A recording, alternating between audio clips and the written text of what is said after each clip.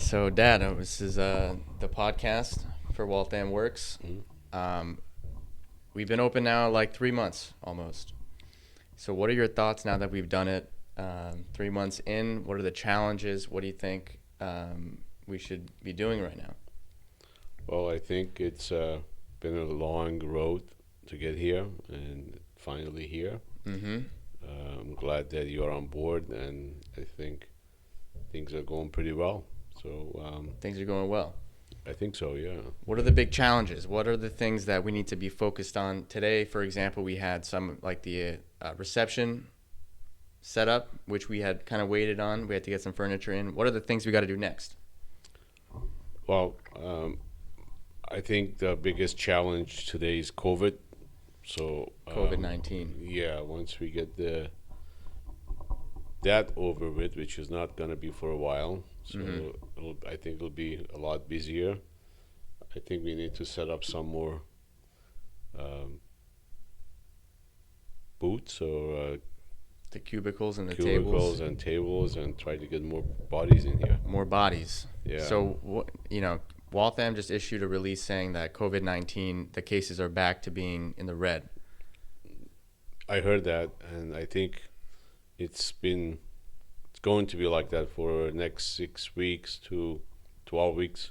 6 to 12 weeks. Yeah, till we hit the spring Mm-hmm. weather, and hopefully they'll have some vaccines and some more treatments that we can take and people can take Right. and feel better about being out and do the things they want to do on a daily basis. Do you think that people are going to be less likely to maybe join our co-working space given the red zone, or do you think we're going to have issues with current tenants? I think given the climate here, it's not very busy. I think the current tenants feel very comfortable because it's not very busy. But I think Once the capacity grows, it might become an issue. I don't think we're gonna grow that quick with this at the moment. But I think you probably grow a little bit more, and if COVID comes back and people get shut down again and work from home, so we may get some more people come in to Right. get out of the house, Right. and the kids and the dogs Right. and So what do you think, because you talked to a commercial real estate guy recently, and he was saying that commercial real estate, he wasn't very active right now. correct. So do you think that commercial real estate will bounce back eventually? I think it will come back in a different way. I think there are different uses, different what was before COVID will not be again. Yeah. So, but a means of commercial uses. I mean, I thought restaurants were safe investments because retail wasn't good Back before COVID. 6 months ago, Yeah. a year ago.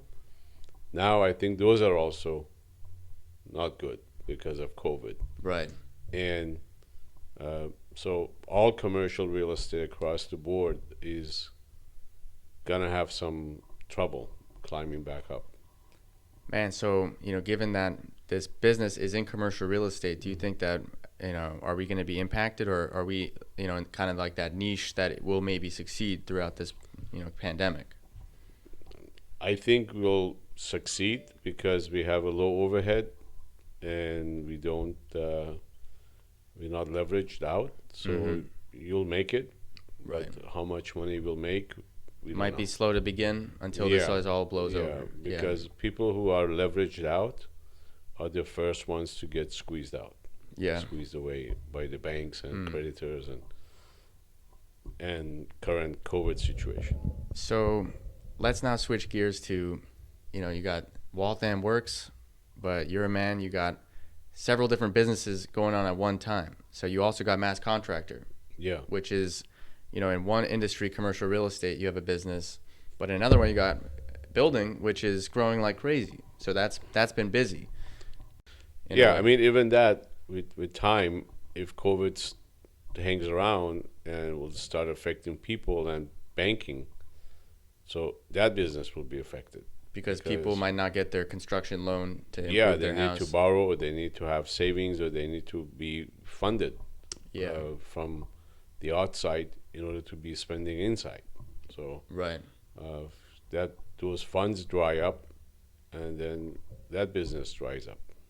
So there's really no escaping this pandemic, business-wise. Pandemics are not a joke, you know. They No joke. Yeah, you know, we've never seen it in our lifetime, but there've been a lot of movies that have shown exactly what we're going through, Right.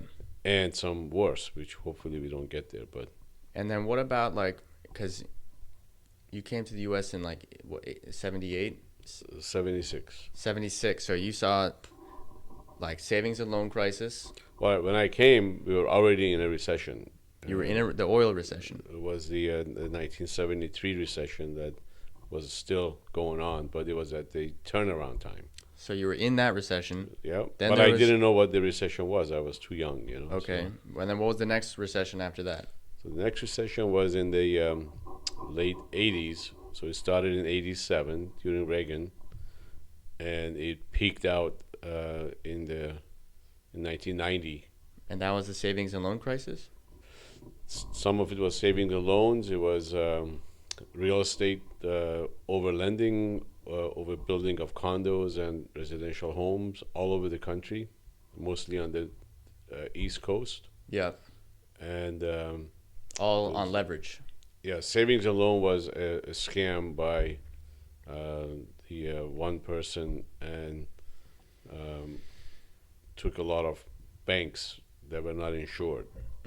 Took a lot of the customers of the bank on loans, and the banks were not insured with FDIC. So when they went under, When the It was- banks went under, the customers lost their money. lost all their money. Wow. So then, okay, so then there was that recession. Then there was the dot-com bubble. So dot-com bubble was in 1999, and it went on to, you know, mid 2000s. And then you had 2008. Then we had the worst of all was, you know, we thought we saw worse, and then it was 2008. So And I thought that was bad. Now we got this now we pandemic. got this one. So has each recession gotten worse than the last recession? It looks that way. And what about when you were in it? Like, how does this feel for you right now versus like being in the 80s when you had a recession in the 80s? Like I said, it all depends how leveraged you are and how much money you owe to the banks and who is pressing you. Yeah. So maybe I was more exposed, so I felt it more Back then. back then. Yeah. So you have to write these out, and it takes a little bit of financial backing and you know, flipping different hats to get through it. So you may feel it less now, but you know, hey, that was a long time ago. Right. Maybe you don't remember as much. Also, maybe it was like terrible, but in hindsight, it seemed It was not fun. It was terrible. fun, But yeah. but it's because, you know, I was younger. You were new to the business, Right. and I think most important factor in real estate in bad time is how you're going to manage your assets and your revenue and your obligations. So if you can't meet your obligations with the revenues you have, banks just are not your friends. They're gonna give you 60, 90 days. After that, they are obligated to come and take it and liquidate you at, you know, 10 cents on a dollar, and then chase you for life for the balance. So That doesn't sound good. doesn't sound good, but it's reality.